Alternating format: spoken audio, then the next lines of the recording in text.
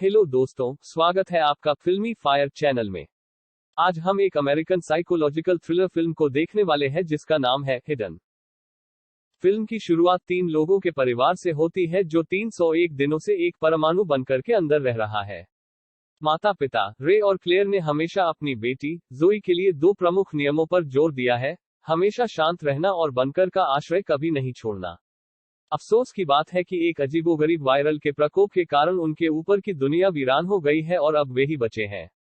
हालांकि इस संक्रमण को शुरू हुए 301 दिन हो चुके हैं, फिर भी पर्यावरण बेहद खतरनाक है, क्योंकि इस महामारी ने ब्रीदर्स नामक खतरनाक जीवों को जन्म दिया है, जो किसी भी इंसान को देखते ही मार देते हैं।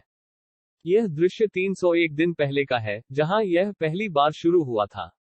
तीनों का परिवार एक शांतिपूर्ण पड़ोस में रह रहा है, जब अचानक वे देखते हैं कि उनके पड़ोसी शहर छोड़ने के लिए पैकिंग करना शुरू कर देते हैं। जब पूछा गया कि क्या हुआ, तो पड़ोसी जवाब नहीं देते बल्कि तेजी से वहां से भाग जाते हैं। यह पता चला है कि एक अत्यधिक संक्रामक वायरल महामारी ने किंग्सविले नामक उनके छोटे से शहर को प्रभावित किया है। संक्रमित होने के डर से यहाँ के निवासी अपना घर छोड़कर भागने के लिए हाईवे से होकर गुजरते हैं। हालांकि उन्हें सीडीसी द्वारा बीच में ही रोक दिया जाता है, जो क्षेत्र को क्वारंटाइन घोषित करते हैं। जैसे ही लोग अपनी कारों से बाहर निकलते हैं, लड़ाकू विमानों की एक जोड़ी उन पर कई बम गिराती है। अराजकता के बीच रे परिवार को पास के एक प्राथमिक विद्यालय में ले जाता है। जैसे ही लड़ाकू विमान एक और बम पास में गिराते हैं, वे आश्रय की ओर जाने वाली एक हैच ढूंढते हैं और उसमें प्रवेश करते हैं। वर्तमान में वापस दिखाया गया है, जो एक रात दुस्वप्न होने के बाद जागती है जहां ब्रीदर्स उनके आश्रय में घुसपैठ कर रहे हैं। मां जल्दी से उसे शांत करती है, यह आश्वासन देते हुए कि वह सुरक्षित है क्योंकि उसके पिता रे निगरानी कर रहे हैं। अपनी चिंताओं को कम करने के लिए क्लेयर जो को रे से मिलाने के लिए ले जाती है। रे आगे उसे आश्वस्त करता है कि वे सुरक्षित है और उसे आश्रय से बाहर निकलने के लिए सीढ़ी पर चढ़ने की अनुमति देता है। जब जो शीर्ष पर पहुंचती है तो उसे पता चलता है कि हैच सुरक्षित जंजीरों की एक सरणी के साथ मजबूती से बंद है। ये देखकर जो आखिरकार आश्वस्त हो जाती है और अपने माता पिता के पास लौट आती है और वे आश्रय की रसोई भंडार में जाते हैं। वहां जो क्लेयर के साथ एक नए दिन का संकेत देने के लिए एक दीवार पर एक रेखा को तराशने की अपनी सुबह की रस्म आयोजित करती है। ऐसा करने के बाद जो दीवार के निशानों को गिनती है और उन्हें पता चलता है कि उन्होंने कुल 301 दिन अकेले आश्रय में बिताए हैं। यह एहसास जो को दुखी करता है क्योंकि उसकी उम्र का कोई दोस्त नहीं है और वह उदास आश्रय में रहकर थक गई है। कुछ मिनट बाद जो नाश्ता करने के लिए बैठती है जबकि क्लेयर भोजन के लिए पेंट्री शेल्फ को स्कैन करती है। हालांकि उन्हें जल्द ही पता चलता है कि कंटेनर खाली है। पड़ताल करने पर क्लेयर ने पाया कि एक चूहा पेंट्री में घुस गया था और अधिकांश डिब्बाबंद खाद्य पदार्थों को खा गया था।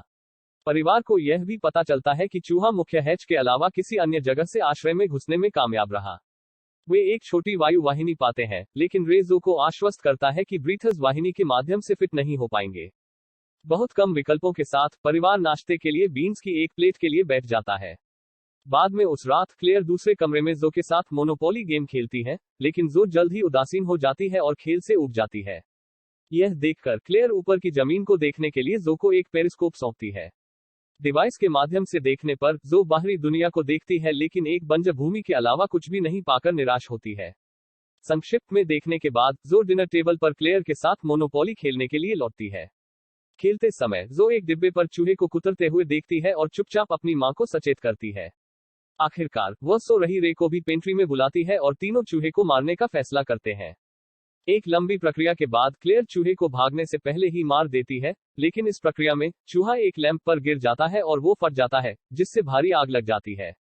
क्लेयर तुरंत एक कपड़ा लाती है और आग की लपटों को बुझाने की कोशिश करती है, जबकि रे पानी लेने के लिए पंप की ओर जाता है। दोषपूर्ण पंप की खराबी के कारण रे को लीवर से संघर्ष करना पड़ता है, जबकि क्लेयर मदद के लिए उस पर चिल्लाती है। सौभाग्य से रे इसे समय पर शुरू करता है और दोनों मिलकर तीव्र लपटों को बुझाते हैं। जब आग पूरी तरह से बुझ गई तो परिवार को पता चला कि बचा हुआ धुआं एयर वेंट में घुस गया था और ऊपर की ओर जा रहा था। यह देखकर परिवार का अनुमान है कि ब्रीथर्स ऊपरी जमीन पर राख देख सकते हैं और अपने ट्रैक को कवर करने के लिए सतह पर जाने का फैसला करते हैं। जो को आश्रय न छोड़ने का निर्देश देने के बाद दंपत्ति अवशिष्ट राख से छुटकारा पाने के लिए सतह पर चले जाते हैं। जबकि युगल जमीन को साफ करता है, जो पेरिस्कोप के माध्यम से उन्हें देखती है। तभी वह अपने माता पिता के पीछे एक अजीबोगरीब आकृति को देखती है और मानती है कि वह एक ब्रीडर है। जो अपने माता पिता का ध्यान आकर्षित करने के लिए चिल्लाती है, लेकिन उसके माता पिता बहुत दूर हैं, वे उसकी आवाज नहीं सुनते हैं। उनके निर्देशों की अवहेलना करते हुए जो हैच खोलती है और आश्रय से बाहर निकलती है क्योंकि वह अपने माता पिता को चेतावनी देने के लिए दौड़ती है। बाहर जो को कोई नहीं मिलता है और वह उनके नाम चिल्लाती है क्योंकि वह उन्हें खोजने के लिए इधर उधर भटकती है। अचानक क्लेयर जो के पीछे आ जाती है और उसकी लगातार चीखों को रोकने के लिए उसका मुंह बंद कर देती है। जब क्लेयर जो को रिहा करती है तो छोटी लड़की उनके पीछे देखी गई अजीब आकृति के बारे में चेतावनी देती है।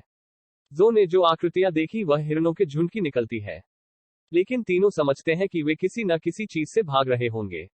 यह सीखते हुए तीनों तुरंत ओपनिंग हैच की ओर दौड़ पड़ते हैं और आश्रय के लिए निकल पड़ते हैं। जैसे ही वे भूमिगत सुविधा में प्रवेश करते हैं, परिवार एक ब्रीदर के ऊंचे कदमों की आवाज सुनता है जो ऊपरी जमीन पर चल रहा होता है। खोजे जाने से बचने के लिए वे सभी चुप रहते हैं और वे छत पर कदमों को घबराहट से सुनते हैं।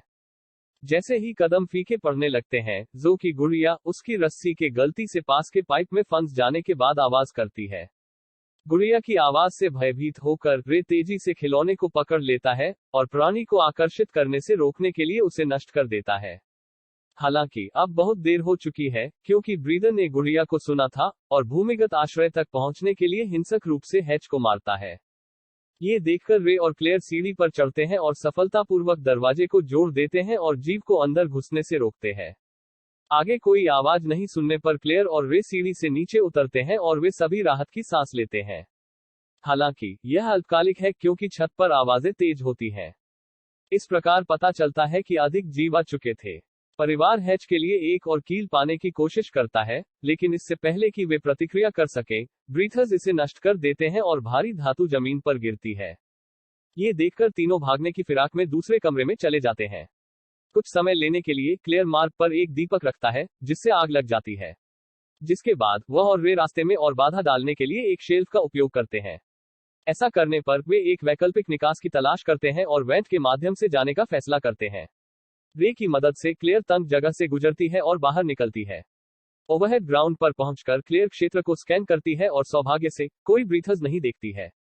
क्लेयर जल्दी से रे को सूचित करती है, जो ये सुनकर जो को वेंट के माध्यम से बाहर जाने में मदद करता है।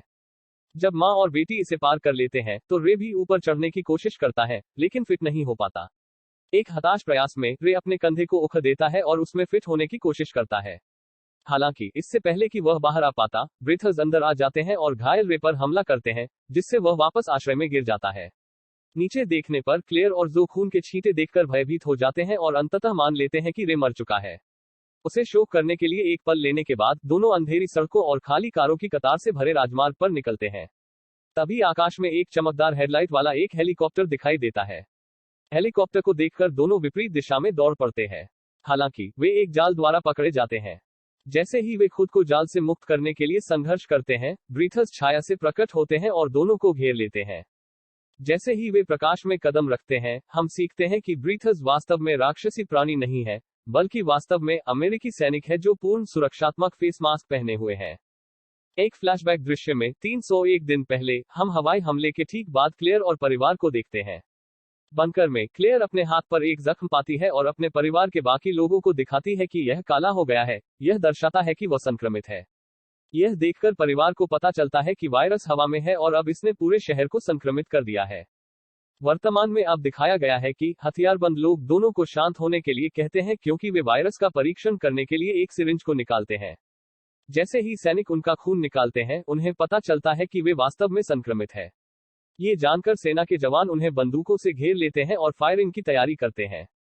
हालांकि ट्रिगर खींचने से पहले रे, जो काली नसों और खून से लथपथ आंखों के साथ एक पिशाच जैसे प्राणी में बदल गया है, अलौकिक शक्ति का प्रदर्शन करते हुए सैनिकों पर हमला करता है। वो उनमें से कुछ को मारने में सफल होता है, लेकिन अंततः उन सैनिकों द्वारा मारा जाता है जो उसे गोलियों से छलनी कर देते हैं। यहाँ हमें वायरस की वास्तविक प्रकृति का एक चौंकाने वाले रहस्य का पता चलता है।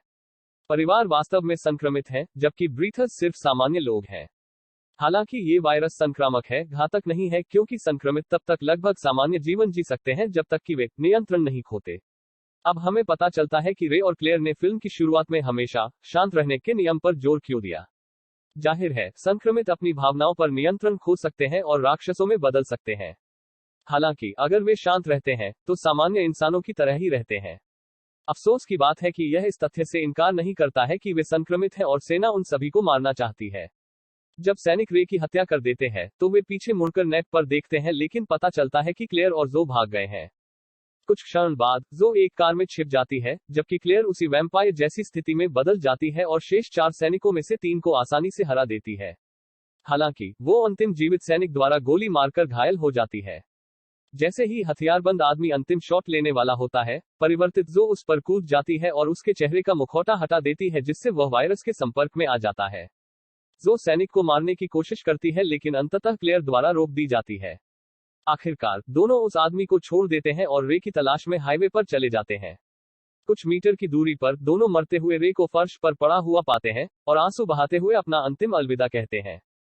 कुछ ही समय बाद क्लेयर और जो एक हेलीकॉप्टर को पास आते हुए देखते हैं और एक नष्ट लकड़ी के ढेर के नीचे छिपी एक भूमिगत सुरंग में पहुंचते हैं।